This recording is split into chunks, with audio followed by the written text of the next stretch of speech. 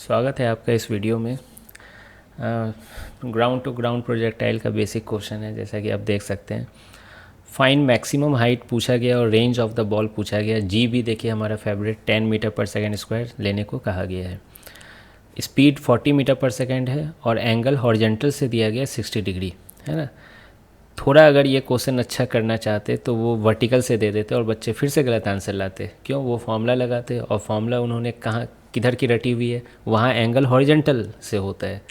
ठीक है, खैर यहाँ तो वो भी अच्छा है। तो आप तो फॉर्मूला भी लगा सकते हो। मैक्सिमम हाइट कितना हो जाएगा? U square sine square theta by 2g। और रेंज ऑफ द बॉल क्या हो जाएगा? U square sine 2 theta by g, है ना। लेकिन मैं फॉर्मूला नहीं लगा रहा हूँ, मैं बेसिक उसको भी ड्राइव ही कर रहा हूँ एक तरह से। ठीक है, लेकिन फॉर्मूला इंपॉर्टेंट है, याद रखनी चाहिए।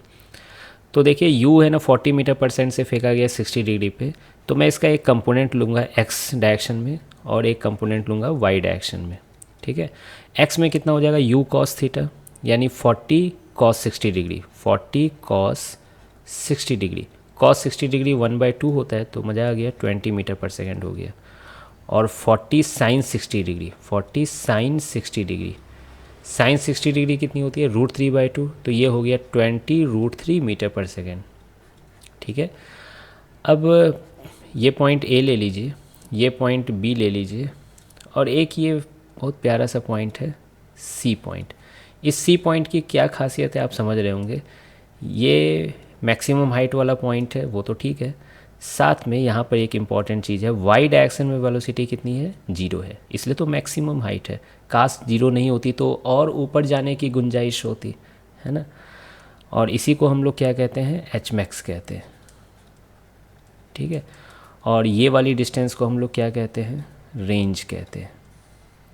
ठीक है, तो पहला क्वेश्चन पूछा गया है, फाइंड द मैक्सिमम हाइट। क्या मैं ए से सी में इक्वेशन ऑफ मोशन लगा दूं? कौन सा? तीसरा वाला इक्वेशन। क्यों? सारे डाटा उसके मौजूद हैं हमारे पास। ठीक है, वाई डायरेक्शन में वेलोसिटी कितनी हो गई? 0। वाई डायरेक्शन में इनिशियल वेलोसिटी जो है देख लेंगे।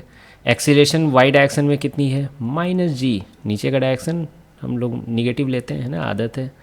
एस वाई कितनी है? एच मैक्स, वो तो पॉजिटिव है। क्यों? वाई में डिस्प्लेसमेंट तो ऊपर के डायरेक्शन में। अच्छा, बहुत लोग सोचते हैं सर डिस्प्लेसमेंट तो ये लाइन होगी ना यहाँ से यहाँ मिलाने से। नहीं, वाई डायरेक्शन में डिस्प्लेसमेंट लेना है। ये नेट डिस्प्लेसमेंट है बेसिकली। ये नेट डिस्प्लेसमेंट एक्स और वाई से मिलके बना हुआ है। तो वाई में डिस्प्लेसमेंट कितना है? एच मैक्स ही है। ठीक है, तो एच मैक्स की वैल्यू कितनी हो गई? क्या दिख रहा है? U Y square by 2g। देखिए यही फॉर्मूला याद रखना चाहिए। U square sine square theta आप याद रखते हैं, बहुत अच्छी बात है, कोई बुरी बात नहीं है, लेकिन ये फॉर्मूला याद रखना चाहिए, है ना। अच्छे जगह आपको जब प्रोजेक्टाइल धोखा देगा तो वो यहीं पे धोखा देगा। खैर, यू वाई स्क्वायर यहाँ पे कितना हो जाएगा? 20 × 20 × √3 का मतलब 3 हो जाएगा, है ना। स्क्वायर कर दिया। और जी कितना अच्छा 10 है, तो ये 20 कट गया, 23 × 60, आंसर हो गया आपका 60 मीटर। तो एच मैक्स का आंसर हमें प्राप्त हो चुका है। क्लियर है। नेक्स्ट बी पार्ट, रेंज निकाल रहे हैं।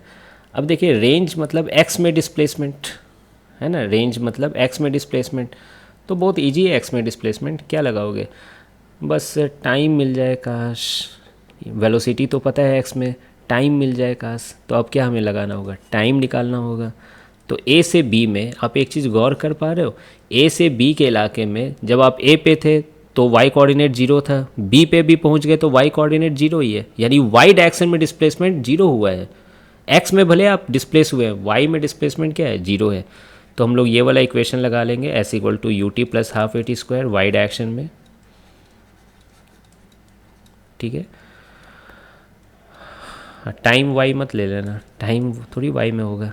वाई डायरेक्शन में डिस्प्लेसमेंट क्या होगी? 0। यू वाई इंटू टी, इसको मैं ऐसे ही रहने देता हूँ। ए वाई की वैल्यू कितनी हो जाएगी? -g, टी का वैल्यू टी स्क्वायर।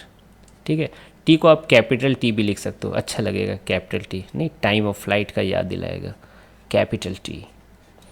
अब देखिए एक टी आप कॉमन लेके 0 से, वो सब अब मैथ्स क्या सिखा रहा हूँ, है ना। टाइम एक टी की वैल्यू 0 आएगी, वो क्या बता रही है? वाई की डिस्प्लेसमेंट तो ए पॉइंट पर भी है ना 0, तो वहाँ टी तो 0 है। खैर हमको उस 0 से मतलब नहीं है, हमें टी आप काट लीजिए। तो 2u/g आ जाएगा, 2u/g। क्या याद है किसी ज़माने में u साइन थीटा होता था, तो टाइम पीरियड क्या हो जाती थी 2u साइन थीटा/g। आप ये याद रखिए, लेकिन अगर आपको याद ही रखना है फॉर्मूला तो ये याद रखिए। खैर, वैसे मुझे तो दोनों याद हो गई है, लेकिन मैंने कोशिश नहीं की थी उतनी। अब नेक्स्ट है रेंज निकालना है, तो ए से बी में ही हमें यूज करना चाहिए कौन सा formula, Sx equal to UXT plus half AX/t²। ठीक है, अब देखिए x में तो एक्सीलरेशन 0 है, मज़ा आ गया, तो UX इंटू टी ही तो है बस। अब देखिए Sx मतलब r, Sx को ही हम लोग r से रिप्रेजेंट कर रहे हैं, UX मतलब UX, और t का मतलब क्या है, टोटल टाइम ऑफ फ्लाइट है ना। ए से बी में जाने में टाइम कितना लगा है, कैपिटल टी लगा है, तो वो क्या हो गया 2u/g। क्या याद आ गया, फॉर्मूला भी डिराइव कर दिया लगे हाथ।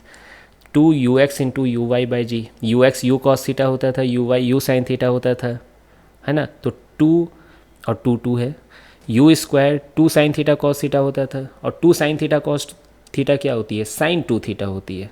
तो यहीं से तो फॉर्मूला डिराइव होता था। तो अगर आपको याद रखना है तो ये याद रखिए। अगेन 2 को मैं आगे लिख दे रहा हूँ, ux की वैल्यू कितनी है 20, uy की वैल्यू कितनी है 20√3, आप ऊपर देख सकते हो, और g की वैल्यू कितनी है 10, है ना, यहाँ पे दिख रहा है ना uy और ux की वैल्यू। 10 से 0 कट गया, 3 2 हैं, तो कितना हो जाएगा 2 2 जा 4 2 जा 8 t√3 मीटर। ठीक है, तो ये रहा आपका फाइनल आंसर, दोनों आंसर मिल चुका है हमें। ठीक है, बेसिक क्वेश्चन था, मिलते हैं फिर नेक्स्ट वीडियो में।